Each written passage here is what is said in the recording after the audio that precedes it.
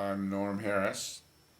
I was born in Omaha, April 2nd, 1920, at the old Wise Memorial Hospital. And I'm married to Bernice. Her name was Bernice Silverman. We met June the 5th, 1938. I had finished my freshman year at Nebraska. And she was born August 9th, 1919. We were married June 22nd, 1941. And right after I graduated Nebraska and had come back to Omaha to start a working career as an executive trainee with Sears Roebuck and Company. And we lived in Omaha in a little apartment building and at 619 and a half South 19th Avenue. And we had neighbors. Norm and Louise Abrahamson lived in that building, and Mort and Helen Soroff lived in that building. And I remember we would play cards on a Saturday night, the three couples, and once a month maybe we would go over to an Italian restaurant on Leavenworth. I think it was Cantoni's. And for 50 cents we could get a spaghetti and meatball dinner with some garlic bread. And that was a big night for us and a lot of money for us. But we enjoyed it, and Bernice was working at a commercial optical company in Omaha for $10 a week. And I was making, I think, $22 a week working at Sears Roebuck. And we were happy and everything was fine. And then on December 7th, 1941, we were in Lincoln. I had gone down to the Sigma Alpha Mu Founders Day weekend. And they'd had a dinner, and we were sitting on that Sunday in the fraternity house when the announcement came that the Japanese had bombed Pearl Harbor. So after a lot of discussion, I knew I was eligible I was draft eligible. I was 1A. And I decided, and Bernice agreed with me, that the smartest thing for me to do would be to enlist in the Army and avoid the draft and maybe get a decent type of assignment. So I did that. And on December 29th, I was sworn into the Army and sent to Fort Leonard Wood, Missouri, in the middle of the state of Missouri, in the middle of winter. It was horrible. But anyway, I wasn't there very long, and it was an unpleasant assignment. I was put to work in the post finance office typing vouchers to pay commercial accounts. And I got a room in a private home in Rolla, Missouri, and permission to live off the post, or to be off the post at night. And we moved into the room, and Bernice got a little job in the town of Rolla. And I had a ride in and back from the post every day. And on April 1st, 1942, the day before my birthday, I was called into the commanding officer's office and told, along with three other guys, we were leaving for Washington, D.C. the next morning for overseas assignment. Well, I got back to Rolla that night, and I had to tell Bernice that I was leaving the next morning, my birthday, I didn't know where. And before I went back into Rolla that night, they had given us a bunch of shots and told us we were going to a tropical country and we would need to be shot for all the different tropical diseases that we would be subjected to. Anyway, I left the next morning, and Bernice packed up and took the bus back to Omaha, where she stayed with my folks. And I went to Washington, D.C. with these other guys, and I was there a month being processed. And we found out we were going to go to the British Gold Coast, to a place called Accra, which was the capital of what is now Ghana. And so we did. We flew over on the old Pan American Clipper, and which is a huge flying boat. It was the biggest one in the air at the time of all aircraft, except for some bombers that were being built here in San Diego and in Omaha. And I wasn't there a long time. I was only there about 7 or 8 months. And we established a little finance office at the air base outside of Accra that had been owned by Pan American, because unknown to most people in the United States, we couldn't send any help to the British 8th Army in the desert outside of Cairo. And the British were fighting Rommel, the great German field general. But we couldn't get anything to the British via the Mediterranean because the Nazis controlled the Mediterranean and all of Southern Europe and North Africa. So in order to get the help to the British, we had to send planes down the coast of South America, and they would cross the Atlantic from Natal, which is the closest point to the bulge of Africa. And they all had to come through Accra. And we had to straighten out all their papers and finance materials and orders. And so we were busy. We worked from 7 in the morning till 7 at night. And about in November, no, it was December or January maybe, Army regulations changed the requirements for people to go back to officer candidate school. We were interrupted by a phone call. As I was saying, the commanding generals of overseas theaters, and where I was, there was a commanding general of that theater, could now send people back to officer candidate schools without having to request a quota. So the personnel officer of the theater was Lieutenant Colonel, his name was Collins, and I had taken care of all his paperwork all the time. And so I went over to see him and with this regulation in hand and told him about it, and he wanted to know if I wanted to go back to officer candidate school. I said, yes, sir, I would. He said, well, go back and write your orders, because I knew how to write orders. And I went back and I wrote the orders, and then took them back, and he signed them, and had the adjutant sign them. And then I had to wait for transportation. And transportation came about, and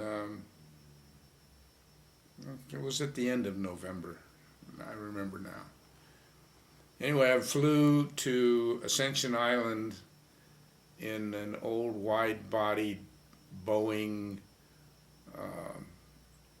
transport plane, which burned up an engine on the way to Ascension, and so we had to stay overnight there. And then we flew from there to Natal, Brazil, in an old B-24 Liberator bomber that they'd converted to a freighter. And then from Natal to Miami was a 5-day trip on an old DC-3. And when I reached Miami, I got rail transportation to Wake Forest, North Carolina, which was the enlisted man's school, not the OCS. But you had to wait there for the next OCS, which was not coming for two more weeks. So the commanding officer said, why don't you take a furlough and go home?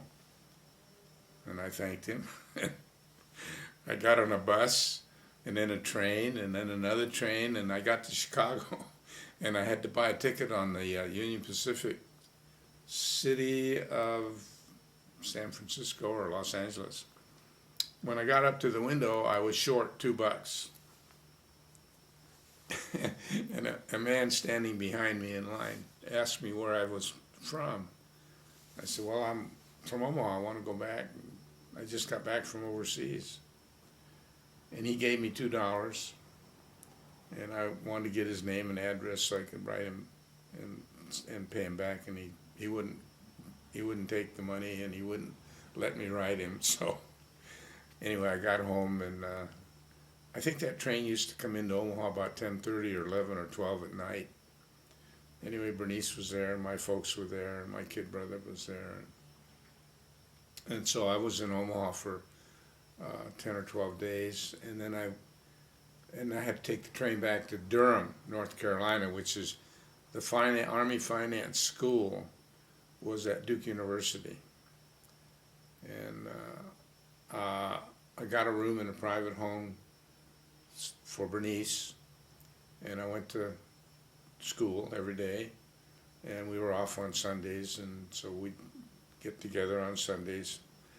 And then a month before the school was to graduate, I was called into the commanding officer's office and asked if I would mind not going back to Africa when I graduated. And I was, stunned.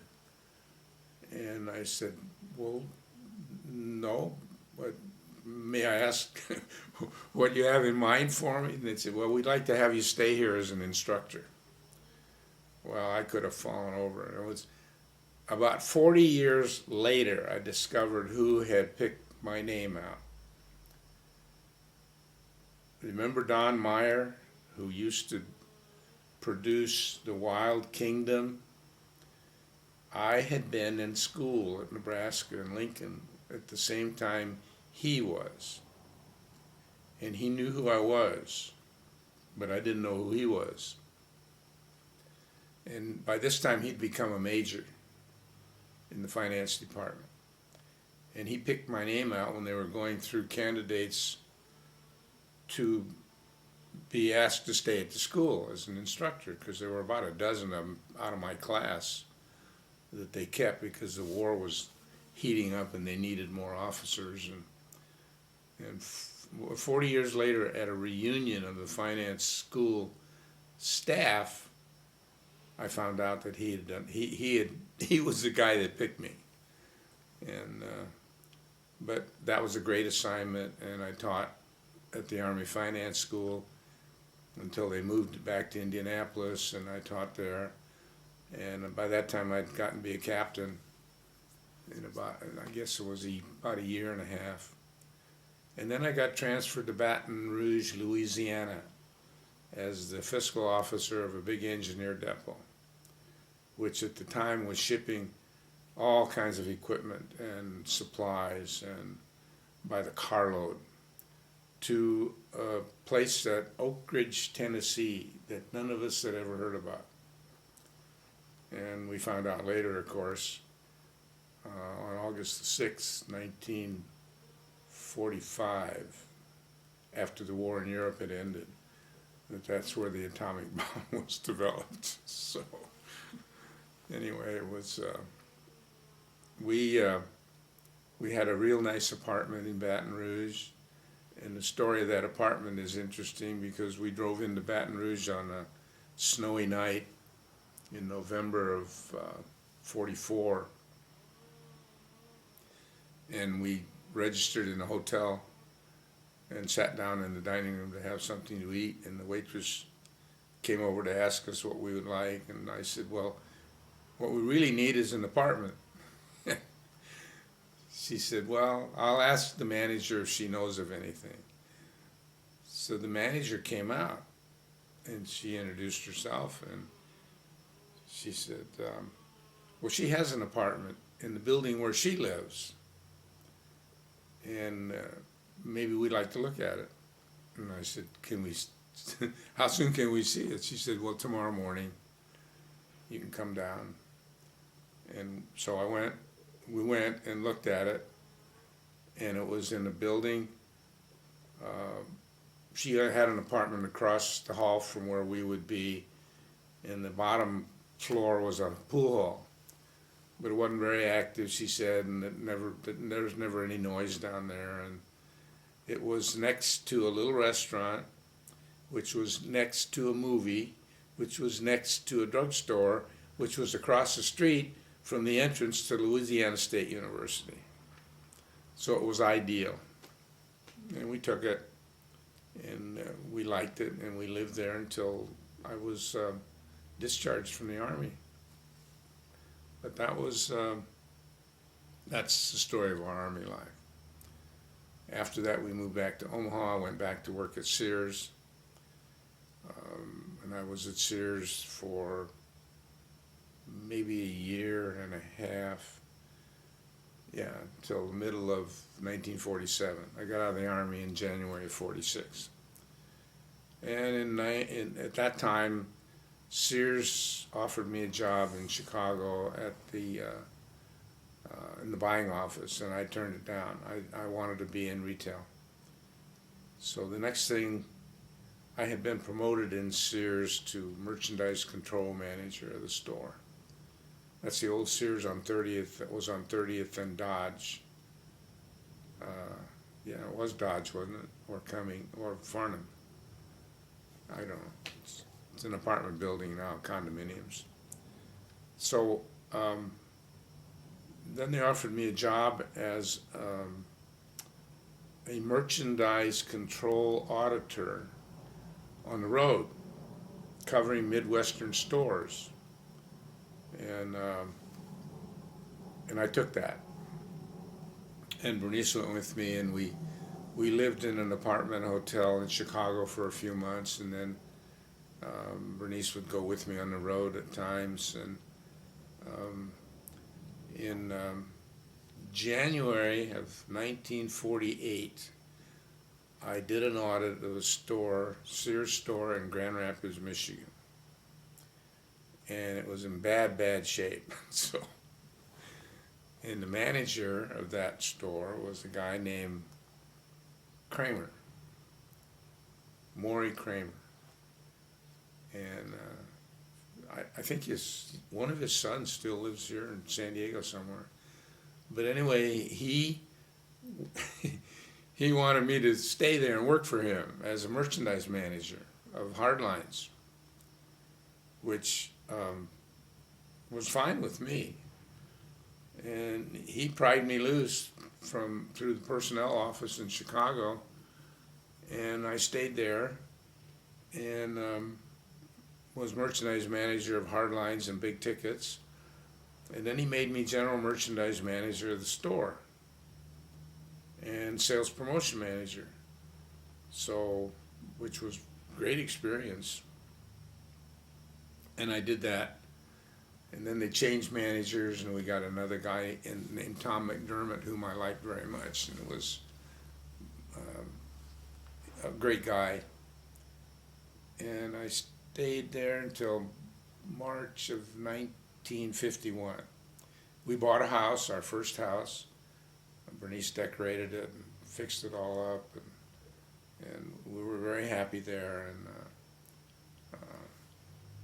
And then I was transferred to Kansas City as a soft lines district merchandise manager. There were only 2 stores, but mostly what I was doing is checking inventories and the methods of promotion and methods of display and so forth. I didn't know it, but I was only intended to be there for a short time. And we bought a house anyway because I didn't know about the tenure. And within a few months, they moved me to Lincoln, Nebraska as the merchandise manager of the Lincoln Sears store. And I replaced 3 guys, a hardline guy, a softline guy, and a big ticket guy. And I replaced all 3 of them. the store was having trouble and couldn't afford the payroll for 3 guys. And so, I got dumped into this kind of a mess, but it worked out. And then I ran into my first anti-Semitic problems with Sears. It wasn't from my store manager, it was from the district manager. And we ended up being in Lincoln for 21 months. We bought a house, nice little house that Bernice fixed up like she can fix a house up. And then I was offered a job in Barranquilla, Colombia with Sears. They were going to build a store there. And I looked up the facts about Barranquilla, which is were horrible. Practically on the equator, daytime average temperature of 88 or something like that. And I said, no, I don't want it. And that didn't make them happy. Then about a month and a half later, they came along with an offer to be the general merchandise and sales promotion manager of the big store in Sao Paulo, Brazil. And I took that. And we moved to Brazil, to Sao Paulo, and they promised me the world. New car will be there at cost when you get there. We'll find an apartment for you. The bonus money will be paid in American dollars. All kinds of stuff. None of which they did. So after I was there 2 years, I was due a vacation. And the manager of the Sears stores, whose office was in Rio, was there about 2 weeks before I was due to take my vacation. You got a vacation every 2 years for 6 weeks. And I went in and told him I wasn't going to come back. And he blew his cork. But I told him, I said, you didn't keep any of the promises that you made when you interviewed me in Chicago before I took the job. Well, you guys, you want everything. You're millionaires down here, which wasn't really true. And I didn't get a car until I had been there about 9 months, and then I got a used car that somebody else had been driving. So I said, I mean, you guys aren't keeping your promises. I'm going to go back, and you'll do what you want with me back there. Well, when I got back, they offered me the same kind of job I had when I left. And I wasn't going to take that because I knew a lot more now and I had done a lot more. And so I left. I went to work for a company in Chicago called Goldblatt's. In the meantime, Bernice and I had found another apartment hotel, studio type thing. And I worked for Goldblatt's for about 7 or 8 months. And they made me a store manager of a brand new store in Rockford, Illinois. And I didn't like Goldblatt's. I didn't like the management. I didn't like all kinds of monkey business that went on in the business. I said something one day about it, and that was the end of that job. So anyway, I call it bummed around in the retail business for the next few years until I was taking the Wall Street Journal and I saw an ad in it for merchandise managers wanted in Southern California. I answered the ad and I got a phone call to meet a man named Saul Price in Houston. And I flew to Houston, and I'd already been working for another company in Kansas City that was in the discount department store leasing business. And I went to Houston, and met Saul Price and went to dinner with him and a bunch of guys that he was there with, his own employees. And then went back to San Diego, and then I got a phone call from his secretary wanting me to come to San Diego and talk to him again. And I did, and he offered me a job, and I took it. But the problem with working for Saul is that he was a bombastic, brilliant, absolutely brilliant, and employer, but he was very difficult to work for, especially for somebody like me to work for, because I had discovered over the years that I shouldn't work for anybody. And he fired me. He didn't fire me. One of his cohorts fired me, and the same day, the day before they fired me, I had bought a franchise for a transmission shop chain. And Bernice had found a woman whose she and her husband owned a piece of land in Chula Vista. And this is all Bernice's work. So, and this is the woman that also told Bernice about this lot when it was for sale, where we lived. And of course we bought the lot, and she made friends with that lady, and they built a store, they built a building for me to start this franchise in. And at the same time that happened, I took a job with a company out here called Whitefront, which was a discount chain. It wasn't a true discount chain, but it was, they represented themselves as such. And I became a store manager for them, and then I became a district manager, then I became a regional manager. And I got to a point right after Christmas and New Year's in 1973-4 that Bernice told me one day that I shouldn't be working for anybody else. I should be doing my own thing. In the meantime, the transmission shop was coming along, and we built a house, and I said, well, okay. I knew how to keep a set of books. I knew how to do taxes. I knew how to consult for people's businesses. So I set up a little bookkeeping tax service consulting business. And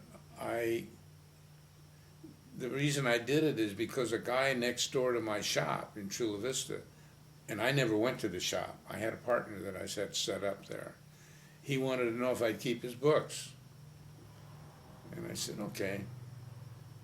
And he says, how much you going to charge me? I said, $100 a month. He says and that included doing his taxes. Well, he told some other people about it, and before I knew it, I was getting phone calls from little Mexican businessmen. And I'd take their stuff and give them a system to report to me with. And before many months had passed, I think I had 20 accounts. And my neighbor's daughter had moved down here from San Francisco with her kids, and she needed a job. So I told her, I said, well, you go to business school, and if you pass, I'll teach you how to do what I'm doing. And I'll give you 90% of the bookkeeping fees. And so she did, and I had her keep all those books. She'd come to me with her questions, and she got pretty good at it because I had a real simple system for them. And it worked. And then I said, her name was Kathy, and I said, I'm going to teach you to do taxes. Simple, easy type taxes. No corporate taxes, nothing complicated. And then you can have some of that income. So she said, okay, and I taught her. I still was doing the consulting and the advice and all that stuff. And then one day I decided that isn't what I want to do, because I'd gotten involved in the market, and I'd gotten involved in some real estate activity, and that's where I wanted to spend my time. So I told her one day, I said, how would you like to have this business? Well, she said, fine. So I just gave it to her. And I said, I'll answer any questions you have until you get acclimated and get everything going. And so she took it. And I started paying attention to all the other things. In the meantime, I'd gotten involved in a couple more of those franchise deals with a partner. And I'd started developing my own instincts about investments and the real estate business. And Bernice, in the meantime, was doing her artwork and taking care of the house. And you know, we'd gotten a lady to come in and help her, because it was, you know, this is a big house. You haven't seen the downstairs yet. So, and then we got a surprise one day when we were in Lincoln, as a matter of fact, in 1983.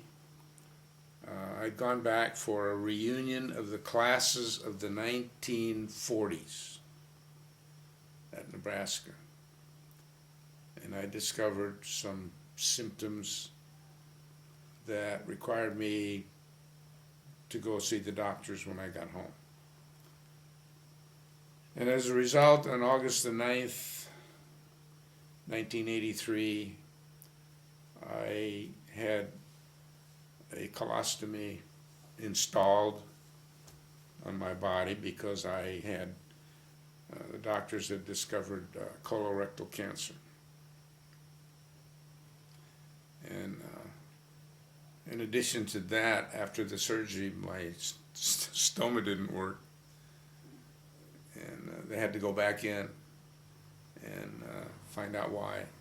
Well, my small intestine had gotten twisted, and so nothing was going through. In the meantime, I wasn't allowed to eat anything, and some ice chips that I got to have every once in a while. So it was a tough time, and I was in the hospital 23 days, and finally came home, and took quite a while healing. But I've had that, what I call him, squirt, so for 23 years almost. And after that, the doctors told us, look,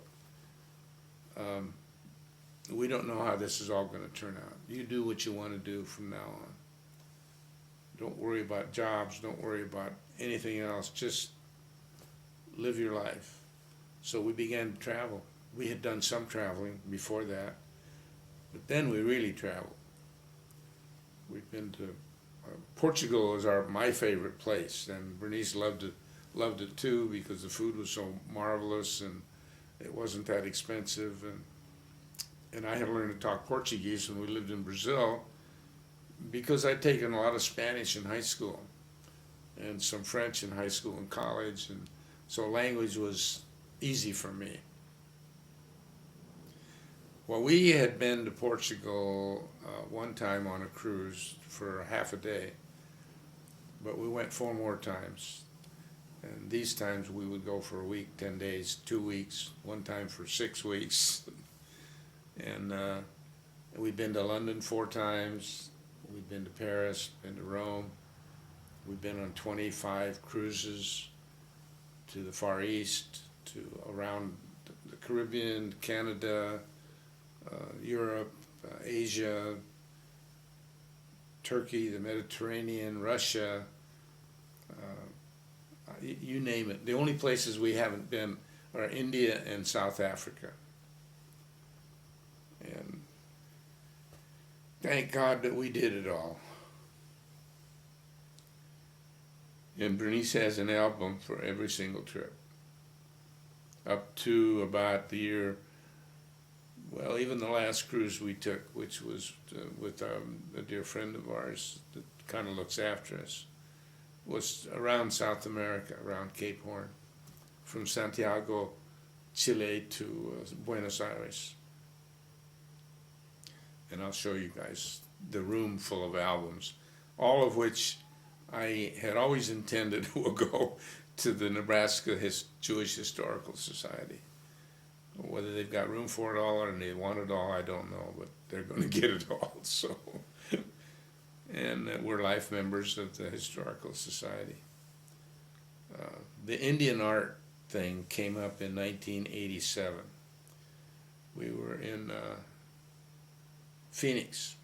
My brother Lee lives in Scottsdale, and we were visiting and staying with them, and Bernice was downtown Scottsdale, and she popped into one of these Indian stores, Indian art stores, and she saw some miniature Indian pottery, and she fell in love with them, and they're still over here in these cases back here.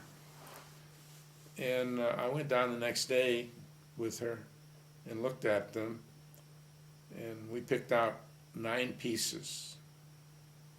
Now, before that, we had bought a pot when we'd been on a trip with some other people and stopped in Albuquerque and Santa Fe and Taos.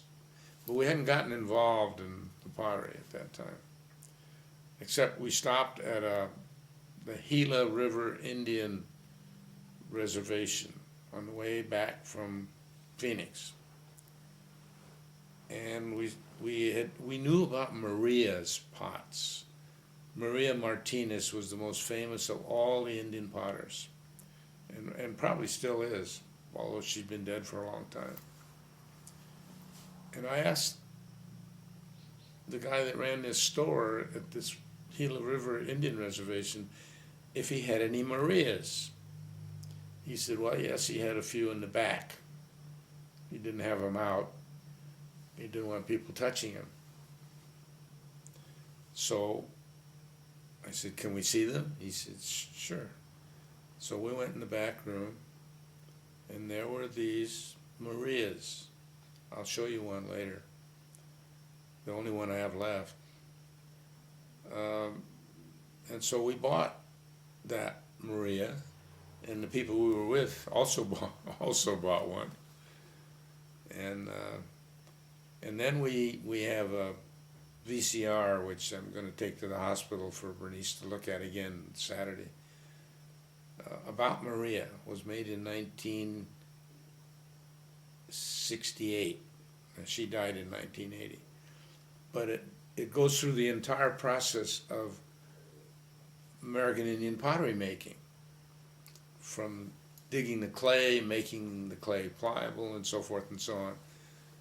And then we decided in 1986, we wanted to go to Santa Fe. And we did. And we stopped in Gallup, New Mexico on the way, and went into a gallery and ended up having them set aside about 40 pieces of pottery that we were interested in. And by this time we'd gotten to know who the people are. We didn't know them, but we'd studied the whole thing and seen some VCRs, and so we knew who the good ones were, the famous ones. And so then we went to Albuquerque, and then to Santa Fe, then to Taos, and that was a learning trip on how to deal with this stuff. And we found out that the price that's on it in the store is almost never the price you're going to pay. But we knew who the good people were, who the names were in the business. And so when we got back to Gallup, we made our deals with this guy that was running that store. I remember his name, but I'm not going to use it.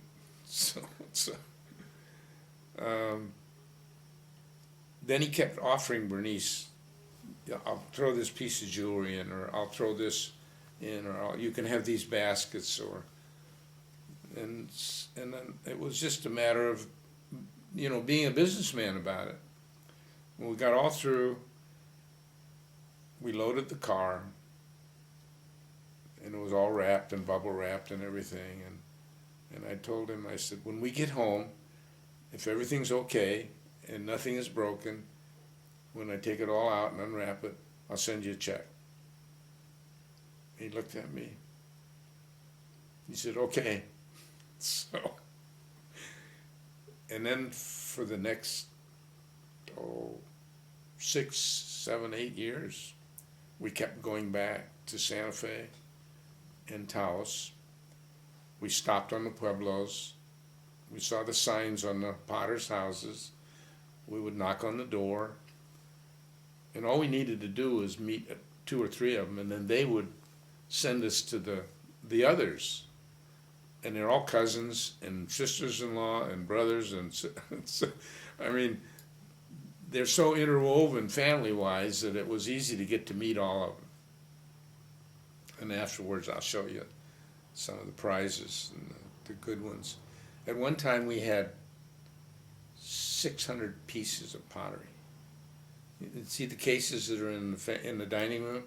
Well, we had bigger ones besides those, and then we had big ones in the bedroom, and we had pieces over in this corner, and we had another one over here, 2 feet behind the wall here. And we finally got to a place where we said, we got too much of this and too much invested. So I called a friend of mine whose wife was a marvelous potter. And they had a gallery in Taos. And he came over with 2 trucks and a van and a trailer and 2 guys. And they spent the whole day wrapping the pottery that I wanted them to take. And the deal I made with him was different than the rest of the dealers were willing to make. He took anything I wanted to give him, and I gave him the price. Everybody else wanted to pick and choose. I said, no, you got to take what I want to give you. So he took it. And the minute he'd sell a piece or 2 or 4, he sent me a check. And his take out of it was less than anybody else's, because he was an opportunist. He knew that this collection coming into his shop was going to put him on top, and it did. And ever since then, he's been the #1 gallery for Indian art in New Mexico. And he's a great guy. His wife is a wonderful potter. In fact, at Indian Market, when she shows at their gallery, people line up outside at 3, 4 o'clock in the morning and get lottery numbers. And if they get called, they get to come in and buy one of her pieces. And she'll have 9 or 10 pieces at the show. And they get to buy one. And her pieces are now selling for like $25,000 to $50,000. One time he got so mad because somebody bought one because they had the lottery ticket, and he went right outside and sold it to somebody else for $5,000 more. And his name is Leroy Garcia, and he got very upset about it. I said, Leroy, you got what you wanted out of it. Anyway, they've been very good friends, and they have been. They had a show in Palm Springs about 2 years ago, and it was. They do a show out of town every year. So one would be in New York, then San Francisco, then Chicago, and this one was in Palm Springs. And the day after the show, they drove down here to visit Bernice in the nursing home. And fortunately, she remembered them. And I thought it was just so great of them to do that. But I don't know if you're going to be able to take that camera downstairs to get a shot of what Bernice has done down there, but you can get that painting on the wall. But all the rest of the stuff that she did is down there. That's a museum of her things. And she would make a wall hanging out of lint from the dryer. Or she would take a bucket full of tumble polished stones, and there's a picture down there that she says is a self-portrait of her. And I mean, she was just, she was like magic. She could do magic with anything. You pick up things off the ground. When we were building the house, she would pick up pieces of wood and then make a collage out of it, or an arrangement out of it. And she just had the taste and the eye for making everything into a piece of art. And anyway, she's been in that nursing home since June 10th, 2003. And the doctors wouldn't allow me to keep her at home anymore. They were afraid that it would do me in. And it was doing me in. My blood pressure got so high that I had to be taken to the emergency rooms and urgent appointment clinics 2 or 3, 4 times a month. And we finally got it, fairly well under control, although I did have a minor stroke 2 years ago. And I still feel the effects of it at times, not always, but at times in my walking, and how I feel when I get up after being seated for a long time. But I'm still working 2 crossword puzzles every night. And I still do email and take care of my business activities on the computer. I don't do much surfing. I'll surf when I want to find something specific. And I can drive. And I have a housekeeper that comes in once a week and takes care of the house, and does all the cleaning, and the vacuuming, and dusting, and because I would hate to see what it would be like if I had to do all that. And I can sit here sometimes and look out the window at that view, and you can see Coronado Islands from here, which are off the coast, and there are a lot of ships at one of the naval stations here, 32nd Street Station, and you can see the tops of them from here, and some of them are pretty good size, but this is a Navy town. And the hills in the distance are Tijuana, Mexico. And at night, it's all lit up. It looks like fairyland.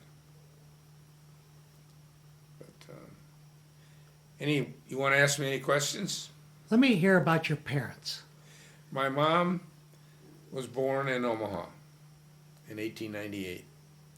Her father was Morris Alexander, married to Lena Alexander. Their oldest child was Josephine Alexander Helfand, and she died in the Blumkin home. I can't remember what year it was. And my mother was the second one in the family. Her name was Tibby Alexander Harris. My mom and dad were married on June the 8th, 1919. They bought a little house at 1622 Corby, which is not there anymore. And my dad wanted to get away from, I think, what he considered a ghetto-like area. And he was born in London on December 4th, 1896. And his parents had come from Russia to London in 1887. They were married in 1889. They didn't come to this country until 1911. So my dad was 15 years old when they came to this country. And my mother used to work at Thompson Belden in Omaha. It was a ladies' fashion store on the corner of 16th and Howard, I think. And my dad worked at Brandeis when he first came to this country as a page boy. And then he got a job. He went to Boyles Business College and learned to be a bookkeeper, and he got a job at Carl Laemmle Film Studios. Well, it wasn't a studio, it was they sold films for the Laemmle Studios in Hollywood. And he was a bookkeeper, and then he got a job at McCord Brady, an old wholesale grocery house in Omaha. And he became credit manager, and we had moved by that time. Well, we moved on, I say it was on the day before my birthday, the day before my 4th birthday, and they moved out west of Miller Park, up on the top of the hill, between Curtis and Reddick. It was 6329 North 33rd Avenue.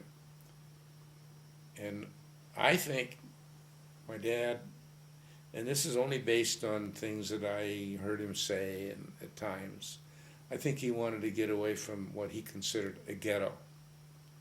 Because in London, they lived in a ghetto on the east side of London. And he wanted to be free of that environment. And I think he wanted his kids to be free of it. So we never went to Cheder. It was too far away. We had a 5-block walk to the streetcar line, the old Florence car line. And we went to North High School instead of Central. And after that, I went to University of Nebraska instead of Creighton. And my dad bought with an Italian named Louis Finicaro a grocery store on South 10th Street in Omaha from the Kolakowski family. I think it was Ike that had the store. And he and Louis were partners for a while, and then my dad bought Louis's half because Louis went in the wine business. And my dad ran that store until about 1947 or 8, and he sold it, and the people that bought it couldn't make it go because the big supermarkets were coming in, and he saw the handwriting on the wall. And my mother died in 1971, and my dad died in 1974. But my dad got to come out here a couple times and see the way we live. And you mentioned a brother. Tell me about your brother. I have 2 brothers. One is Irvin, who you've already have a tape on, and he lives here. He just had a 4-way bypass about 3 weeks ago. And his daughters are Claudia, whom you know, Claudia Sherman, and Cindy Katsky. And he had another daughter named Lori Sweet, Lori Brookstein Sweet. And she was a doll, and she died of breast cancer when she was 40. My other brother is Lee Allen, as he was called until he was about 18 or 19. Then he insisted on dropping the Allen, and he lives in Scottsdale. And Irvin was born May 10th, 1922, and Lee was born June 19th, 1928, both in Omaha. And Lee owns an automobile repair business in Scottsdale called Rayco. It's a good-sized business, and he and I talk at least 4 times a week, sometimes more. And we kid each other. Irvin is a more somber type guy. And Irvin was in 3 wars. He was in World War II. He was a pilot. He flew combat soldiers into combat areas, and he flew Holocaust survivors out after the war. Then he was in the Korean War. He was stationed in Okinawa at that time. And later, when he was 48 years old and not doing flying duty, he was called up to fly intelligence aircraft in the Vietnam War. I spent 4 years in the Army in World War II. I did not see combat. Lee spent, I don't know how long he was in the Army, but he was in the Korean War, and he was a frontline platoon, mortar platoon commander, and under fire a great deal at the time. But he came home fine, and so the 3 of us have been in Uncle Sam's Army and Air Force, and Irvin stayed in the Air Force for 32. He spent, altogether, he had 32 years of service when he retired. He retired as a lieutenant colonel, and as I said, he had a 4-way bypass recently and is recovering from it now. And I usually talk to him at least once a day. And the 3 of us are, you couldn't find 3 guys from the same set of parents more different from each other. I mean, Irvin and I kind of look alike, and Lee and I kind of look alike, but Irvin and Lee don't look alike, so but they're great guys. I have a lot of fun with Lee on the phone. Irvin is a more somber type because his wife had died when she was only 48, and that was a terrible blow. And I don't think he's.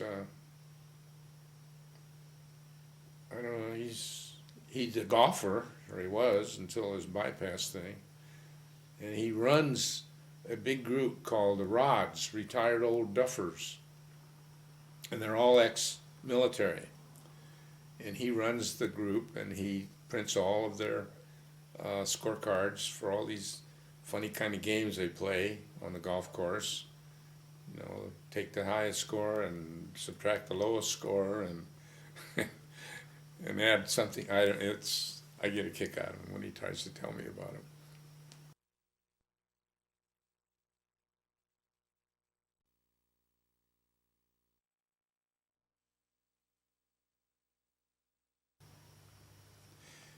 I went to Belvedere Grade School.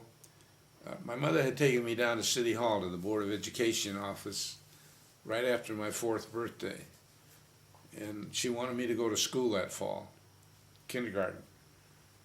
And I wasn't supposed to go to at that age, so I took a test putting pieces of wood in the right shaped holes, and I knew how to count and all that stuff. So they said I could, and I started school at Belvedere in the fall of 1924. And I went to the old Belvedere wooden school for kindergarten, and then first A and second A. I skipped first B. And then the following year, we went to the new Belvedere school. And they're holding a reunion on April 20th that they want me to come back for, but I'm not going to do it. I may go back to Omaha and Lincoln early in April because we're so involved with the University of Nebraska Foundation. But I graduated Belvedere finally in 1933 because I had to stay out once for bronchial problems. And then I went to North High, and North High was, I just went the regular 4 years and graduated in 1937, I had been on the honor roll all the time, and I had edited been editor of the North Star, and the school correspondent for the Omaha World Herald, which wasn't very much. And then I went to Nebraska. I was a Sammy at Nebraska. I was a recorder my second year, but from the week prior to my going and starting school at Nebraska, I started working on the Daily Nebraskan. Because when I was in high school, I went to a high school press convention, and instead of going to the convention meetings, I went down to the Daily Nebraskan office, and I wrote some stuff, and they made me the honorary editor the next day, which was much more exciting than going to the meetings of the convention. And my journalism teacher at North High forgave me. Anyway, I worked on the Daily Nebraskan all the way through school. And when I was a sophomore, I was sports editor. In junior, I was news editor and managing editor. And then I was editor-in-chief the first semester of my senior year. And that helped get me through school. And I lived in the Sammy house on North 17th, 229 North 17th, until my second semester senior year, when I moved out into a rooming house 2 doors away. I couldn't afford the house, and they tried to, the guys in the fraternity tried to get me expelled for doing that, and I came down with appendicitis early in April, and I went to Omaha on a bus, got off the bus, went to the Fredericks Hospital off of Leavenworth Street, which was where my mother's doctor was. My mother's name was Tibby, my dad's name was Reuben, and you mentioned knowing their names. And they had a little grocery store at 1944 South 10th that they had bought with Louis Finocchiaro. Anyway, I had my appendix out. In the meantime, the fraternity is trying to get me expelled. And the Octagon, which is the ruling body of Sigma Alpha Mu in New York at that time, they gave the case to Harry B. Cohen. Said, Harry, whatever you decide, we'll do. And Harry B. Cohen wrote them a letter, which I have a copy of, that the fraternity years and years later let me have, and said, Harris has been in the hospital. He's going to graduate in 2 weeks. I suggest you just forget about the whole matter. And since then, I've been a more loyal member of Sigma Alpha Mu than any alumnus they ever had, believe me. And I couldn't run for office in the fraternity because of a point system they had at Nebraska for people in activities. And I had 4 points for being editor of the Daily Nebraskan, and I had 3 points for being vice president of the chancellor's senior council. And you were only allowed 8 points. And if you were president of a fraternity, that was 4 points. So I would have had to given up one of these other 2 things, and I wouldn't do it. And then I moved out anyway. So anyway, my dad's name was Reuben, and you've heard of him. He had this little grocery store on South 10th. He came from England in 1911. I told you about his career. After he sold the grocery store in 1948, he worked for Georgie Porgy, selling their cereal, their hot cereal. And then he worked for Watson Brothers. And then he worked, before he quit working altogether, he worked for his brother-in-law, Jake Brookstein, at Micklin's. And that was the last job that he had. And after that, he had a little apartment, and he would go down to Brandeis to what was the room, the restaurant on the balcony overlooking the basement at Brandeis. There was a restaurant up there. He would eat his lunch there every day. It had an exotic name.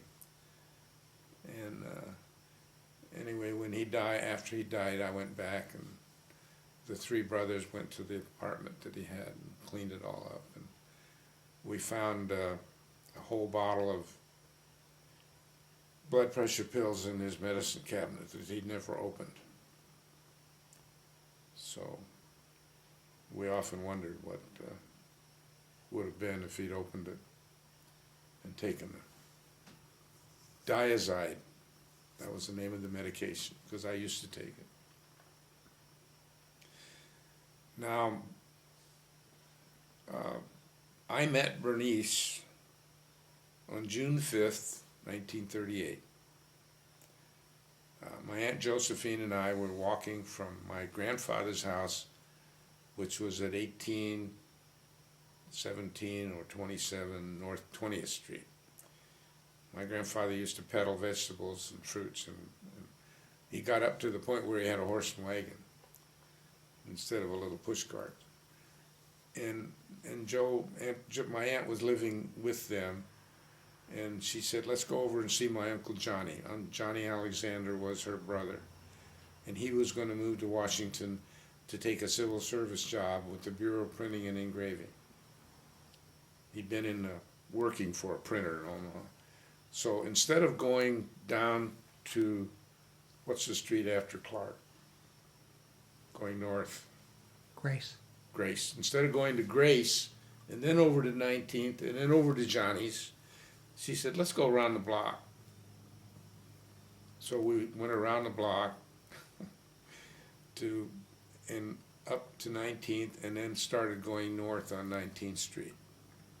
Why she wanted to do that, I don't know. We walked in front of this old house, 1826, North 19th Street, and on the porch, above the sidewalk, standing this gorgeous little redhead and her sister, Sylvia.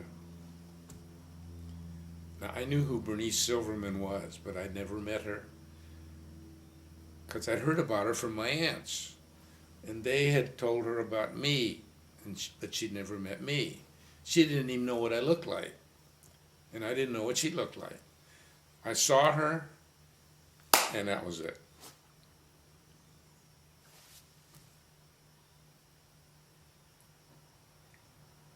It was like Cupid had zinged me with an arrow, and I told myself instinctively, I said, that's the one. Well, they were standing there on the porch, each had a little suitcase, because her sister was going to get married on June 19th. I found out later. And a cab drove up. And they were going to take the cab to the train station and go to Sioux City, and she was going to help her sister fix up the apartment where she was going to live. I ran up the steps and took the suitcases down to the cab, and I asked Bernice for her telephone number. I knew her name, and she gave it to me, and I memorized it. And I said, can I call you? She said, I'll be back at the end of the week. And they got in the cab, and they went, and I waited for that week. And I called her and made a date for the following Sunday, which was the day her sister was going to get married in that house with her grandparents. Now, Bernice's father had died when she was 6. He had taken his own life. And one of my nephews, her nephews, found the story about it in the Omaha World Herald, old paper files. And it's in that book, that album. He had worked in a pawn shop, restaurant, jewelry store downtown, and with a family called, their name was Lintzman. Something happened. Nobody knows what or why, but he wrote a letter of apology that he left, and he took his own life. And Bernice's mother was sickly, and she died when Bernice was 13. when the father died, the girls and the mother, Bernice's mother Betty, had to move in with her parents, Betty's parents, and their name was Janger, and they had 4 children: Irving, Max, Harry, and Helen. And here they were, all living in this decrepit little house on North 19th Street, along with Sylvia and Bernice and her mother. There were 9 people living in that house. And there was no money left for Bernice when she got out of high school. So Sylvia got to go to college, or Omar University 1 year, but Bernice didn't. Anyway, I called her, and we set up a date for the 19th after her sister's wedding. I picked her up. My dad let me use the old Oldsmobile that we had. And we drove around and got to know each other. We double dated with Elaine Lagman Chabenis, who's always been a dear friend of ours. And the date was a guy you may remember. His name was Buddy Wintrow. His middle name was Zangwill. So, and he became a communist. Anyway, so Bernice and I started dating. And that was it. I mean, I dated other girls until we started going steady. And I guess she dated other guys. But once we decided that was it, that was it. We both stuck to it. And I went back to college each year. And then we'd be together during the summer. And we got married on June 22nd, the day the Russians the day Germany invaded Russia. And then all the war talk started, and you knew your lives were going to be turned upside down because we were getting ready to get into it. And but it was just, if there was ever love at first sight, that was it. I don't think she felt that way, but I sure as hell did. And I'll show you some pictures of her at that time. This gorgeous, dark, flaming red hair she had. And it's now all blonde. And but I got some real good pictures of her you can have. But she was so bright and so full of vim and vigor, and I learned how to dance with her, and we danced on all the cruises that we'd go on, and till the last couple when she was beginning to get the symptoms of this crazy disease. And I got up on the ship one night and said, "Come on, honey, let's dance." And she got on the floor with me, but she says, "I can't." That was probably 5 years ago. But she had a magic touch. She could take anything and turn it into art, into a craft. She taught lots of people. She taught her nieces so much. And we've taught some of them about Indian pottery too, but they haven't really taken to it. So it costs money to collect this stuff. Believe me, we got pieces here that are worth a lot of money. But I just decided, and I talked to the gallery owner, and he says, "You don't want to sell it now. I mean, it's too much part of you." Because he knows how we feel about it, and how we felt about our knowing the Indians. Bernice has got 5 albums downstairs that thick about our adventures with the Indians. And she's got 3 or 4 albums downstairs that thick about our relationships with all the people we've been involved with since we got involved in the Center for Judaic Studies at the University of Nebraska in Lincoln. I'd like to hear about that, Norm. How that came into being. In 1987, Woody Varner, I don't know if you know who that was, but he was president or chancellor of the university, and then he became president of the University Foundation. And he came out here to introduce his successor, a guy named Terry Fairfield. And I was invited to the luncheon at the Del Coronado Hotel. And I hadn't really gotten involved in anything at the university at that point. I threatened to get involved. And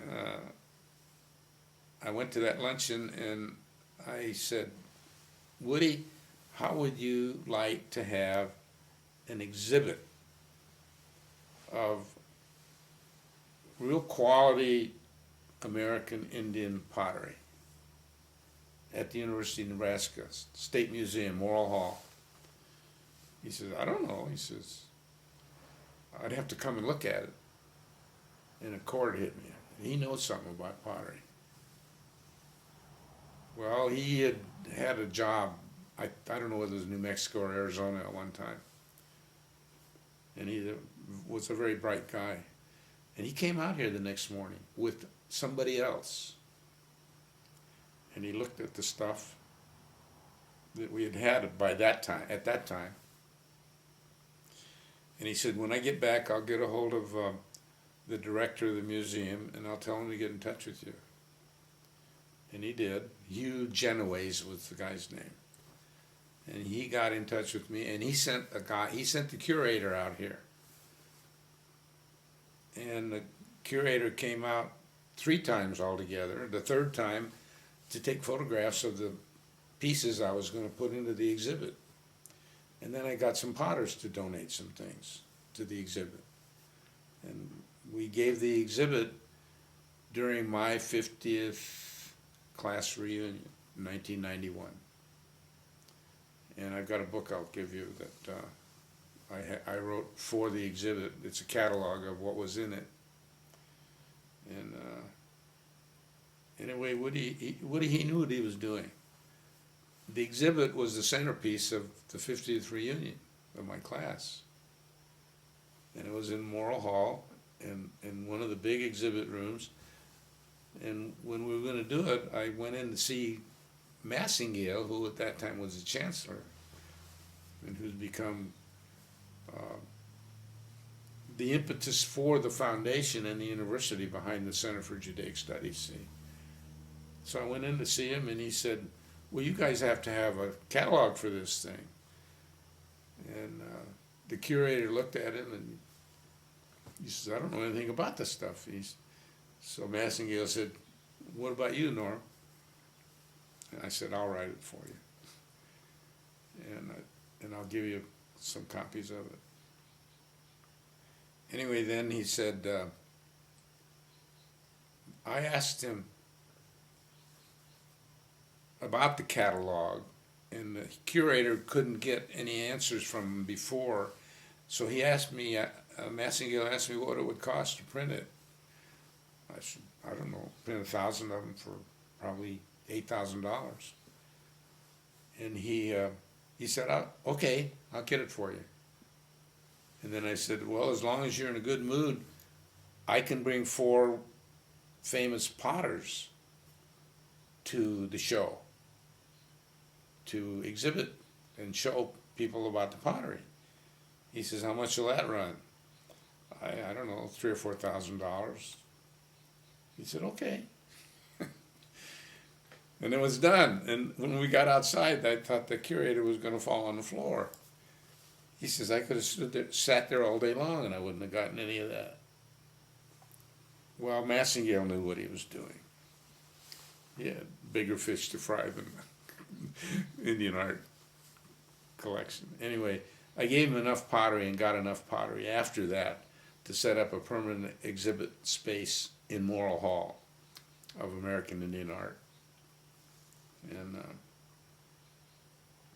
so we had that and did all that. And then I saw Woody, and I said, Woody, I want to talk to you about a Center for Judaic Studies. He said, well, we've been trying to figure that out for a long time. We want it at the university. I said, well, I want it, but I don't want it for the Jews. I want it for the rest of the students and faculty in the state of Nebraska. I don't care whether a Jew ever takes a class. My idea is to fight anti-Semitism. And that is the key of the whole project. And so they sent Lucy Buntain out here. She's probably the best fundraiser the foundation has had. And she came out, and she and Bernice got to be buddies. They'd sit here on the floor, going through Indian jewelry, playing with it. Anyway, I told Lucy, I said, we'll put it in the trust, and in order to avoid any chance of income taxes, we will leave our entire estate to the foundation for the use of a Center for Judaic Studies.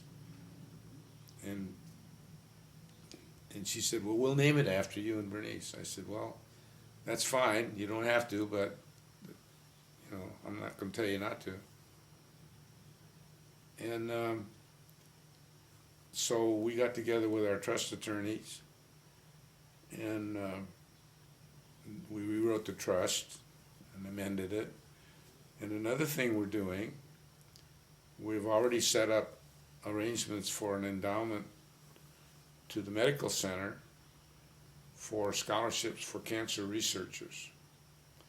And we just also set up an endowment for the medical center for scholarships to junior and senior nursing students.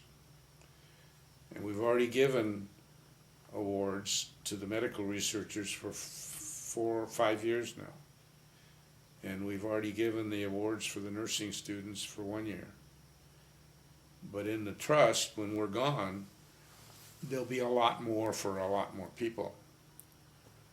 In addition to that, we're leaving what are called charitable remainder trusts, which will kick off incomes to some nieces and nephews and a couple cousins. But those charitable remainder trusts will not descend to their children. When they die, the corpus of each one of those trusts will go back to the foundation for division among the endowments for the center, for the cancer researchers, and for the nurses, and for a couple journalism. One of them is for journalism students. So there won't be any taxes. Government won't get any dime. But the university will have all that for all these purposes. And the nursing student awards are going to be called the Bernice Harris Awards.